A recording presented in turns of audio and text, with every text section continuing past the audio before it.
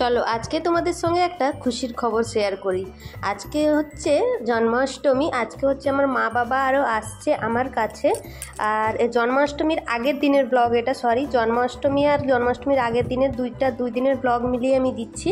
আর এই যে দেখো আমরা কিন্তু ভোর ভোর বেরিয়ে পড়েছি বাবা মাকে স্টেশনে আনতে যাওয়ার জন্য। হ্যাঁ, ভাইও আসছে সঙ্গে।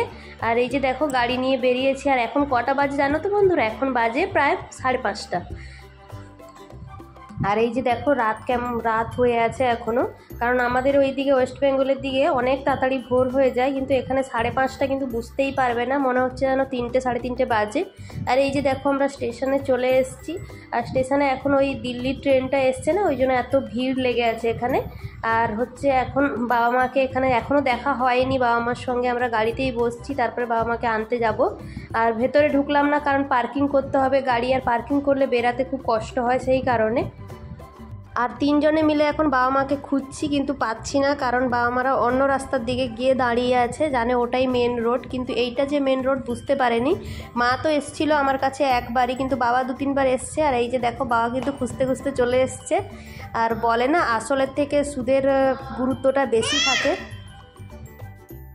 আমি যে গেছি আমার জন্য কোনো গুরুত্বই নেই, নাতনিকে পেয়ে সবাইকে ভুলে গেছে, এরকম ব্যাপারটা কোলে উঠিয়েই নিলে। আর এই যে দেখো রাস্তাটা কত ফাঁকা, এইখানে কিন্তু ভাই আর মা এসে দাঁড়িয়ে আছে, জানেই না যে, ভাবছে হয়তো এইটা মেন রোড। আর এই যে দেখো ভাই আর মায়ের সঙ্গে অনেক দিন পরে দেখা। আর যেহেতু ট্রেন জার্নি করে এসছে, ও মা একটু কাহিল হয়ে গেছে, এমনিতে বাসে ট্রেনে উঠলেই মায়ের একটু অসুবিধা হয়। আর এই যে দেখো আমরা কিন্তু এইদিকে চলে এসেছি, এখন জামাইবাবু তার শাশুমাকে প্রণাম করে নিচ্ছে, তারপরে আমরা গাড়ি করে আবার চলে যাব, কারণ বরের ডিউটি আছে, ও ডিউটি যাবে, সেই কারণে তাড়াহুড়ো করছি। আর এই যে দেখো বাড়ি এসে মায়ের সঙ্গে আমার মেয়ে বসছে, কারণ আমার বাবা মা তো দীক্ষা নিয়ে আছে, সেই কারণে ঠাকুরও সঙ্গে নিয়ে এসছে, পুজো পাঠ করে প্রচুর। আর এই যে দেখো এখন ঠাকুরকে বসাবে কোথায়, সেইগুলো সব রেডি করছে। আমার বড় স্নান করে রেডি হয়ে গেছে ও যাওয়ার জন্য। আর আমার বাবা এখন ভিডিও কলে হচ্ছে, মানে কি বলবো বলো তো, মিটিং চলে, মানে এই যে গীতা পাঠগুলো এগুলো ভিডিও কলে হয়, সেই কারণে বাবাও বসে গেছে বাবার কাজ নিয়ে। আর আজকে হচ্ছে মেয়ে রেডি হয়ে, মেয়ের স্কুলে প্রোগ্রাম আছে জন্মাষ্টমী সেলিব্রেশন। জানি ভিডিওটা দিতে অনেকটা দেরি হয়ে গেল, কারণ তোমাদেরকে ধীরে ধীরে বলছি। আমরা হচ্ছে শিফট করছি, এই রুম থেকে আমরা অন্য রুমে শিফট করছি। কি কারণে শিফট করছি পরের ভিডিওতে তোমাদেরকে অবশ্যই জানাবো। আর অন্য রুমে যাচ্ছি, সেই কারণে বাবা মাও এসছে, কারণ বাবার এইখানে গুজরাটে কিছু কাজ ছিল, অফিসের কাজ ছিল।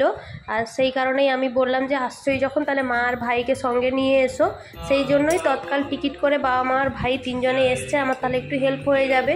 যেহেতু রুম শিফট করছি, বুঝতেই পারছো যে এত জিনিসপত্র একা করা, তারপরে হচ্ছে মেয়ের আছে সঙ্গে। আর এই যে বাবা কিন্তু এখন বাবার সব কাজবাজ করছে, এখন কীর্তন এইগুলোই সব কিছু করে বাবা মা সব সময়।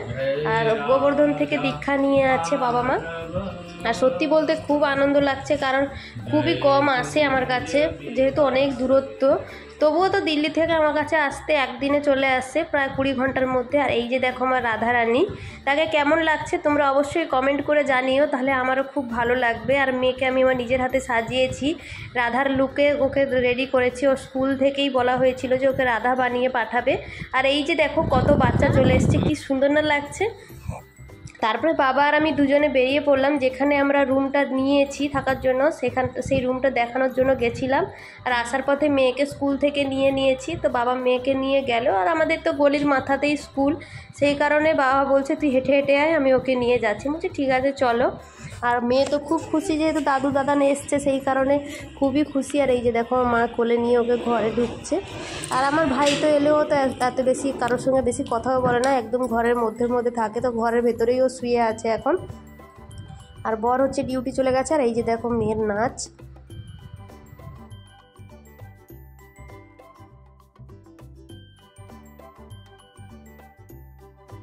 আর মেয়ের স্কুলে কিন্তু মেয়ে কিন্তু ওই দিন একাই নাচ করেছে, এটা কিন্তু ডান্স ক্লাস থেকে ওর নাচটা তোলা। আর সত্যি বলতে খুব সুন্দর করেছে নাচটা, ম্যামেরাও খুব সুন্দর বলেছে ওকে। আর এই যে দেখো এখানে হচ্ছে রাসলীলা হচ্ছে, সব বাচ্চারা কি সুন্দর সেজে গুজে এসছে না। আর এই যে দেখো মা ভাইকে নিয়ে আমি বেরিয়ে পড়েছি, একটু মন্দিরে এলাম দর্শন করতে ঠাকুরের, শিব ভগবানের। আর তারপরে মেয়েকে ডান্স ক্লাস থেকে নিয়ে আমরা রুমের উদ্দেশ্যে রওনা দিলাম। তো মায়ের কোলে উঠে পড়েছে, ও বলছে আমি হাঁটবো না। আর এখন সন্ধ্যা হয়ে গেছে, তো সন্ধ্যার টাইমে এখন তো সন্ধ্যা আরতি, তুলসী আরতি এগুলো তো বাবা করে, সেই কারণে তুলসী মন্দিরটাকে ভেতরে নিয়ে এসে রাখা হলো, তারপরে তুলসী আরতি হচ্ছে। আমরা এই রুমটাকে ছাড়তে বাধ্য হলাম, কেন বাধ্য হলাম সেটা তোমাদেরকে অবশ্যই জানাবো আমি ভিডিওর মাধ্যমেই। আর তোমরা ফলো করতে থাকো, আর কেমন লাগলো ভিডিওটা অবশ্যই কমেন্ট করে জানিও। দেখা হচ্ছে নেক্সট ভিডিওতে, বাই।